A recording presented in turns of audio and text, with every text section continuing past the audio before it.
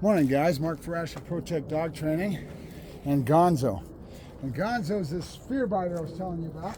Basically got in a fight with one of his roommates, so to speak. They were out playing in the backyard, and they get to that adolescent stage. They start growing up, and this was a pity. And the pity nailed Gonzo by the nose, wouldn't let go, and a lot of trauma. And ever since then, she says, the dog kind of flips. So I've got the bond going with him, and we've now got the muzzle off. We're dealing with a highly aggressive dog that could spiral way out of place if we don't let it. Oh, we're good. And he has no confidence, doesn't have the ability to jump on things, etc. We've got to build this. It's going to take some time. And I'm slowly going through the steps that I always go through with a dog like this, and letting my instincts do the job of just getting a bond going. Relationship is everything. How many times you hear that in dog training? But I wanted to kind of address something that I had one of the online internet trainers do last night, and he started talking about the human factor, and that it just brought a lot to mind to me. He was a little upset, and he's talking about how aggressive dogs like this can't be fixed because of the human factor. When you go home and how you treat the dog and your energy and how you deal with things, a lot of like what Caesar's talking about, is so critical. I call that the human factor. When I have my lessons with my customers and I start to get together with a customer, I require a consultation to start anything. That means they've got to bring the dog to me to the park. I don't go to their home because I don't want the dog in their secure area, and I don't want them having rehearsed behaviors at the house. That does me no good. I want to see what they do when they get away from that home environment and that weakness comes out, and I want to see where the dog's head's at. Is he strong because the customer takes the dog out all over the place? He's already got a lot of the insecurity gone, or is it a little bit of a weak dog, something I have to work on? I don't know if you noticed this paw coming up on me, but this is a dominant nature, but I'm not going to worry about it right now because I'm trying to build bond. And I'm going to be going through a lot of different things working with him. Now, what Larry was trying to say in a nutshell, that this sort of thing is so dependent on the owner. Okay, everything really is the owner. So when I do my little consultations, it's a lecture is what it is. It's an attitude that I'm trying to find out from the customer what their expectations are. How do they perceive what they see on TV and on the internet with all of us trainers on? People have a perceived conception by what we're feeding you, okay? And that's not your fault. But most trainers will not tell you. They're not honest with you. They're dishonest by omission, okay? Reality and truth. If you don't get off the couch and learn and grow with this dog and take advantage of me being there to educate you and teach you and to do what I've got to do, to get you up to speed with your animal, you are destined to failure. You really are. Remember Dobie, that Doberman, that mixed breed that I brought in here? I haven't heard back from the customers. I've been pressing on the trainer that subcontracted him to me, and I'm telling him he needs to get together with a customer, and he needs to make sure that they are getting off the couch and putting the work in. Otherwise, that dog is going to backslide, and those behaviors are going to still be there. And I kind of picture in my mind, how many times have you heard, oh, this is the third dog this trainer's gone to. Excuse me, this is the third trainer that this dog has been at, okay? And then their attitude is all about the trainers before them. They failed. They didn't do a very good job.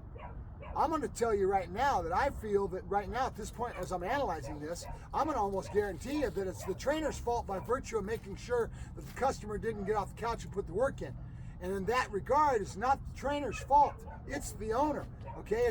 It's the human factor that matters, right? Because you have to learn how to carry yourself, to have timing. You have to learn to be as close as you can to being a trainer and understanding the psychology of what we're doing as you can, okay? If you don't, this dog with this type of behavior and Dobie, that kind of thing with these aggression things, I can fix it, I can tweak it, and I can get it so it works, and I can get that path started, right? But that it's not done yet. You, the owner, have to be able to get this attitude within yourself, and you have to learn and grow with your animal. You have to acquire skills, okay? I've got 30 years of experience under my belt. These skills come easy to me, and I thrive on them. I love it, okay? But it takes thinking, it takes my instincts, it takes all of that, and I love the fact that God gave me a gift. I have an intuitive gift to be able to do that. Does that mean that other people can't learn that? No. Everybody can learn it, but you have to want it.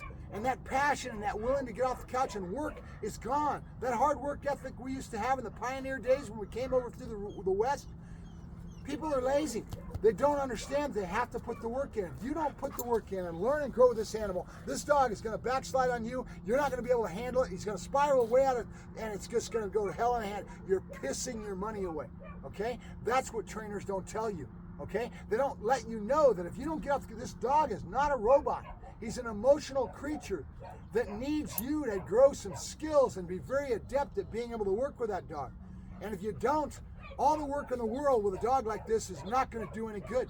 I can do all the work, and I make it look amazing. Look where he's at now. He was ready to eat me a few days ago, right? Now I've got a semblance of a working relationship with this dog, but we have so much to go because now I have to go out and get him to be able to be putting the muzzle back and forth. Good, good. And we're going to do that today. That's why I've got the crate out here. I've got to get him used to going in the crate. What are these? Management. It's not as much training as it is management. People think of, because they watch all these videos, they watch all this stuff on TV, they think the dog's a robot because we create these behaviors.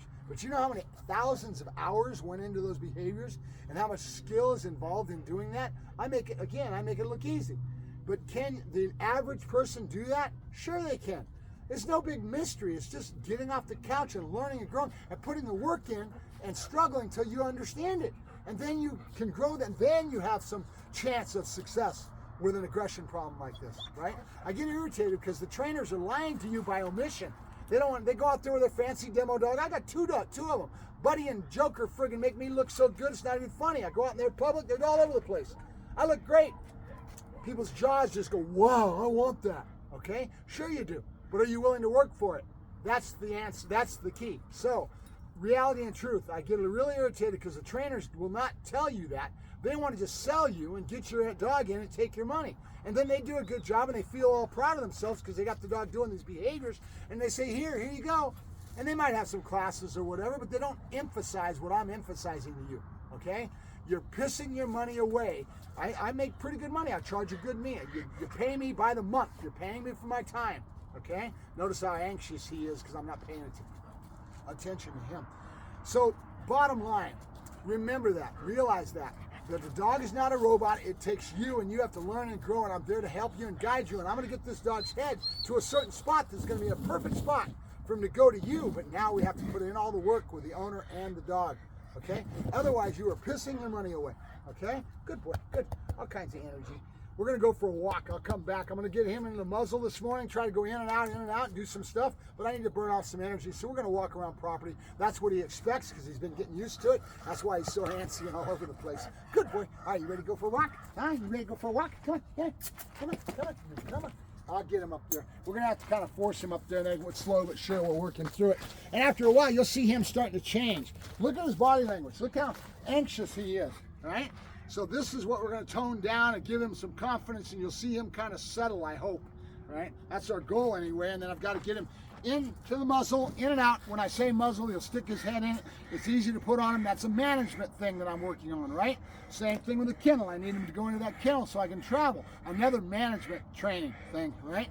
These are things that I need for management. They're not necessarily heel, sit down, stay, right? Good. All right, Mark Ferrasci, Protect Dog Training, working on saving another dog. Talk to you later.